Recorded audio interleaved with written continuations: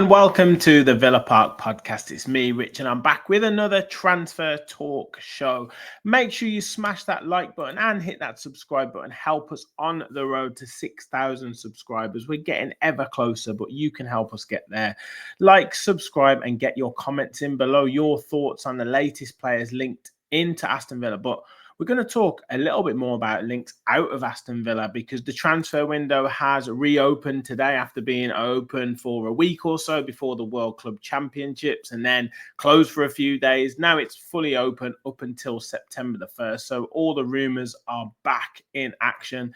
And we've seen potential rumours of players linked out of the club. First one being Digne. Now, obviously, we know he's on quite a high wage. He had a very good season last season. He's getting to that age now where maybe he's looking for another big move away. Ian Maatsen potentially now the number one left back, although, as I say, we thought that might be him last season, but Digne had an answer to that, and he was arguably the number one left back at the club and did very well across the season. But we are talking about maybe a little bit of a transition pre-season for Aston Villa, and we do need to get wages off the books more so than the PSR problems that apparently are around Villa Park. It seems to be that isn't an issue really. It's more about the squad cost rules that UEFA have put on to clubs across Europe that seems to be the issue. So maybe getting Digne off the books is the right way to go. And Atletico Madrid have expressed interest, according to reports.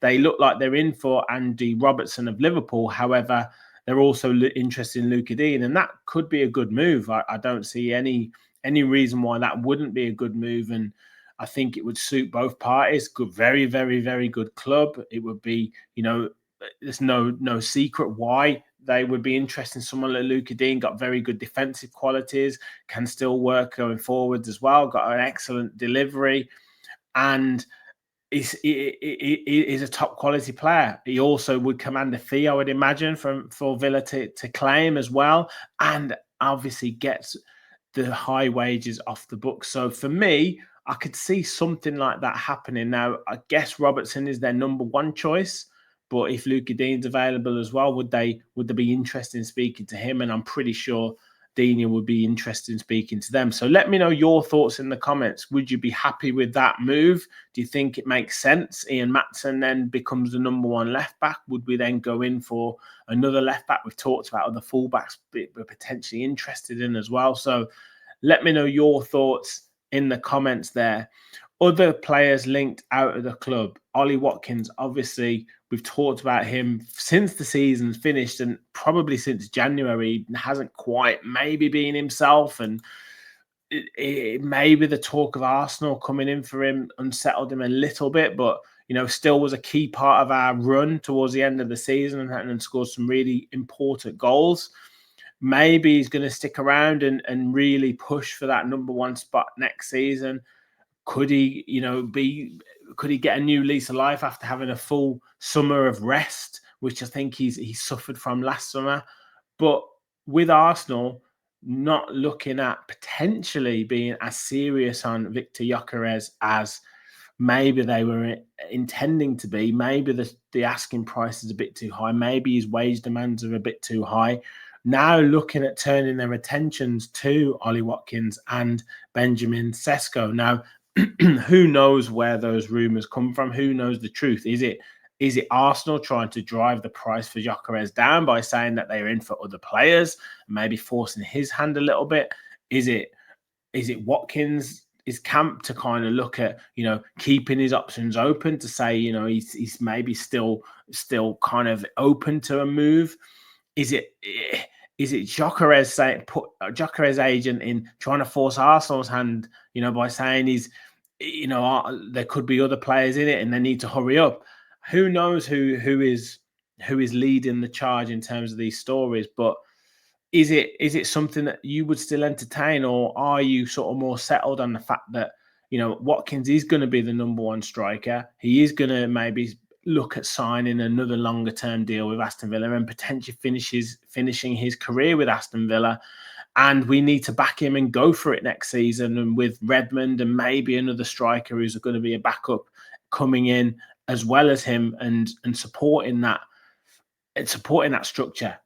You guys let me know. Or would you be open to letting him go? If the bid was 50 million, 60 million, let's say, would you be open to do that? But are you selling, a guaranteed goal scorer? Yes, it might not be the 20s, but 5 seasons in a row in double figures, 15 goals plus the last 3 seasons. Are you then sacrificing that and giving those goals to a club that, yes, we're not quite at the level of Arsenal, but they came runners up in the league, but we're going to try and push for top 4 next season. We're handing Arsenal a goal scorer that we're then suffering from, and we've got to then bring someone else up, train someone else, let someone else settle in. That's the difficulty. Is it better the devil you know and then not selling to a direct rival? That's the question you got to ask yourself. Let me know your thoughts in the comments. And the third player that is potentially linked out, and this is probably more for PSR reasons, is Jacob Ramsey. Now, friend of the show, Tom Colomasi, has said that Villa potentially are looking and needing to get rid of a player before the June the 30th deadline. And Jacob Ramsey would represent 100% pure profit. So selling him, while PSR isn't necessarily a huge concern with Aston Villa, that would give us a lot more wiggle room in terms of the amount of money that we could spend, because it would be pure profit. And if we're commanding a fee of 40, 45, 50 million even for someone like Jacob Ramsey, and with Newcastle and 1 or 2 other clubs interested in him, then that's the kind of carrot at the end of the stick, that we might be able to then reinvest that money elsewhere, considerable amount of money as well. So that's the thing. And with Ramsey, yes, we all want him to be the player that we think he can be. We've seen it in fits and starts, whether that be injury that's kind of curtailed him, whether that's being slight loss of form, whether that be the type of opposition that we've played against that maybe doesn't suit him for that particular game, that he hasn't been able to play multiple games in a row. And then you think the times where he's maybe played within himself a bit, or not finished the chance that he should, or not played the pass at the right time. And those are the frustrations that you think, to take yourself to the next level, Jacob, you need to kind of really be ruthless in those moments. And maybe someone like Morgan Rogers, who has got a bit more rough around the edges, but has that ruthless streak. And then maybe 1 or 2 players that we're going to talk about in a second might be a fresher option or slightly different, and maybe could lead to maybe Jacob Ramsey being moved on. But I wouldn't want to lose him, but I can see the attraction in letting him go for a good price, and in doing what, we know that the academy players are a commodity. We know that the academy players are used to be sold for PSR reasons. So it could be that we are open to that, to then drive further transfer activity throughout the summer. But let me know your thoughts on Ramsey. I know he divides opinion. I know there's some fans that say, we're happy to let him go. He hasn't really fulfilled his promise. He has been frustrated, so we can get a good price for him, let him go. There's others that say, no, we need to really trust in Ramsey. He can be special, and we need to almost build the team around him and give him a spot, a real spot in the team. So that's where we devise opinion, and I'd like to see your thoughts in the comments on that. Now, coming into the club, we've seen today, and it was reported in the Daily Mirror, I think, and then 1 or 2 others have picked up on it, is that Aston Villa seem to be front runners in the pursuit of Harvey Elliott from Liverpool. Now, looks like he is being allowed to go, and maybe Slot is looking to, bring other players in. We know he's made Wirtz a big signing. We know he's bringing in fullbacks. He's brought Frimpong in. He's bringing Kirkes in. Maybe he's looking at his midfield as well. And with Gravenberch and Szoboszlai and McAllister and Jones there as well, maybe it's like time for Elliott to look for other clubs to stop himself from stalling. He's 22 years of age. He's been at Liverpool for a few years now. He was at Fulham before that, 2018 to 2019. He signed for Liverpool in 2019, has appeared 92 times in the Premier League, scoring 5 goals. Did have a really, really productive loan spell at Blackburn, where he played 41 times, scoring 7 goals, and has 24 caps for England under 21s and scored 10 goals. But really, for his career And for his England international prospects as well, he needs to be going somewhere where he can play first-team football. There's obviously a real talent there. He's a real talented player, can play right wing, can play in midfield as well. Really technical ability on the ball, quite tenacious as well, and got that sort of nasty streak in him, which I really like. And passing, playmaking, long balls are his qualities. But also goal scoring. Like he's only started 2 games in the Premier League this season, made 18 appearances, scored 1 goal, 1 Premier League goal this season, but also scored, I believe, 3 in the Champions League last season, scored 1 in the EFL Cup, so knows where the goal is and can maybe have that ruthless streak as well. Got 2 assists in the Premier League as well, when he's probably only coming on for 5-10 minutes at a time. And that's quite interesting. If you give him game time, if you give him minutes, he will probably produce at the right time. So that's a real sort of element to look at. And we know what Unai Emery is like. This age group, 18, 19 to 22, 23, first team experience, bit rough around the edges, someone with something to prove, and they can be coached and be taught under Unai Emery, is almost a perfect sweet spot for him. Now, he plays out on the right wing, can play in central midfield as well. We've seen us linked to left-sided players a little bit more. So maybe there could be a slight change in tactic. Maybe he's not going to go with the solid right winger. Maybe he's going to go more to the left-hand side and maybe play a player on the right who can tuck inside and make the extra man into midfield.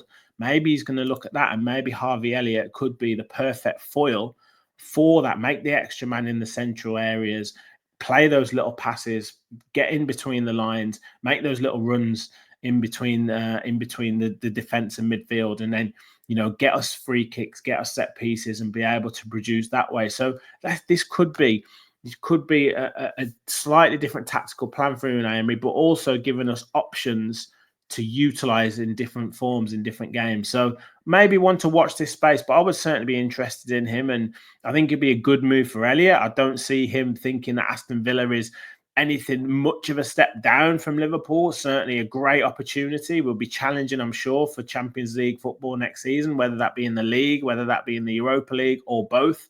Will hopefully have a good run in cup competitions as well, and he could potentially play a big part in that. And especially if he sees the likes of what's happened to Morgan Rogers, what's happened to what could happen to Jacob Ramsey, the young players that we've got, Maatsen, Onana, that this could be the sign of a new era at Aston Villa. So I'll be really excited for this signing. So you guys let me know your thoughts in the comments. Now, at the other end of the spectrum, to finish the show off, is a player we were linked with last summer, I think, one of the January windows as well. He's played in Saudi the last 2 seasons, and that's Aymeric Laporte. Obviously, most famous for being at Manchester City and being a really brilliant player for them. Still only 31 years of age. Played 121 times for Manchester City. Before that at Bilbao, where he appeared 161 times in the league, and then been at Al Nassr since 2023. Played 47 games, scored 8 times, has 40 caps for Spain after switching allegiances from France. For me, I think, I could see it maybe a year or so ago, but having played in the Saudi League, yes, I understand it's improving standards, and he's obviously gone there on a big contract, and maybe he wants to sort of test himself back at Premier League level, but what type of wage cut would he want? We want to get the wages off the book. So this move just doesn't make sense to me in any shape or form, unless it would be some sort of loan option. And we're seeing now players maybe looking at coming back from the Saudi League on loan to Premier League or European clubs. So it could be something. I think Arsenal may be potentially interested in as well. Plays on that left-hand side of the central defence. So Pau Torres and Tyrone Mings still there. For me, it's a right-sided centre-back that we need, but it needs to be the right one, because Ezri Konsa is the number 1 choice. So they're going to have to learn from Konsa and maybe play in limited games. So for me, this Laporte doesn't make any sense to me. I can't see it. And I think he's probably past it now in terms of being able to play at the pace of the Premier League. He might prove me wrong if he joins a different Premier League club, but I'd rather him prove me wrong at a different club than try and take the gamble at Aston Villa. But that's just me. You guys let me know your thoughts in the comments. So on the outgoings, Luca Digne, does it make sense to you? Atletico Madrid, big club, get the wages off the books, but then would we need to sign a replacement? Jacob Ramsey, for PSR reasons, could you see it making sense? And potentially a fresh start for him. Ollie Watkins, do you still think he's on Arsenal's radar, or do you see him being Aston Villa's #1 striker for the next few years? And then Harvey Elliott, what are your thoughts on him? Could he be the sign of a fresh outlook for Aston Villa? And then Aymeric Laporte, I can't see that happening. Can you? Let me know your thoughts in the comments. We are going to be back on Tuesday night for the Fans Forum. We'll be back to discuss all of this and more. So live show coming Tuesday night, 9:30. Make sure you tune in. Hit that like button and hit that subscribe button. Help us on the road to 6,000 subscribers. Get your comments in as well. Thank you all for watching. And as always, remember, we'll follow the Villa.